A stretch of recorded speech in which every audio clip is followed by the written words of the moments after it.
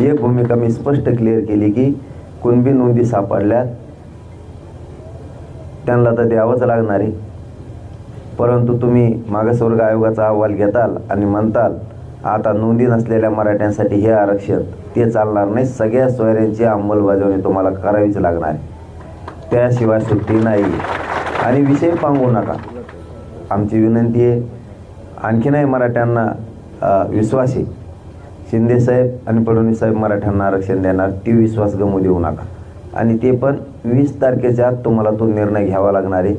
नसतं आम्ही मात्र सगळ्या सोयऱ्यांची अंमलबजावणी केल्याशिवाय कोणाला सोडणार नाही, याच्यावर आम्ही ठाण. या तीनही बाजूंना मराठ्यांचाच फायदा होणार आहे, म्हणून याला आपण होकार दिलेला आहे. म्हणजे मागासवर्ग आयोगाच्या अहवालाला पण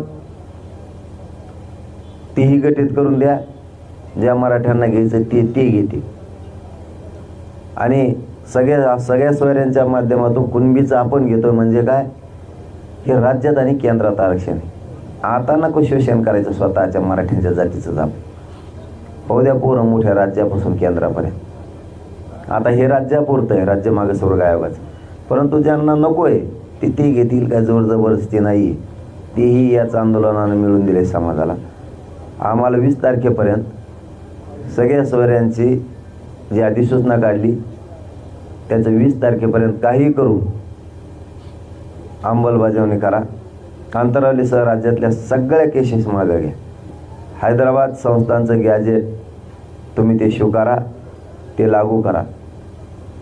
शिंदे समितीला 1 वर्षाची मुदत तुम्ही आणखीन वाढवून द्या, की जी टप्प्याटप्प्यानं 3-3 महिन्याच्या टप्प्यानं तुम्ही केलं तरी चालतंय, जेणेकरून महाराष्ट्रभर आणखीन नोंदी सापडून गोरगरीब मराठ्यांचं कल्याण होणार आहे. कारण ही लढाई कष्टकरी मराठ्यांसाठी, गोरगरीब लेकरांचे मराठ्यांचे लय हाल झालेले आहेत यांच्यासाठी. कोणी म्हणत नाही आहे मला हे नको ते नको, फक्त जे म्हणतायत ना आम्ही आमके मराठी आहेत ना आम्ही कुणबी नाही आहेत, आम्ही मराठीच आहेत ना, तो मराठी ना आम्ही कोण आहेत, आम्ही मराठीच आहेत, शेतकरी आम्हीच आहेत, मराठी आम्हीच आहेत. पण आता या असल्या थोतांडाच्या नावाखाली आता लेकरांची फसवणूक नको, लेकरं मोठे झाले पाहिजे, हे सरकारनं करणं अपेक्षित आहे. सरकारला एक करावंच लागेल. मी 20 तारखेपर्यंत उपोषण करत असतो, जर नाही केलं तिथून पुढं सरकारने सरकारचं धोरण बघायचं, मराठ्याचं धोरण बघणार आहेत.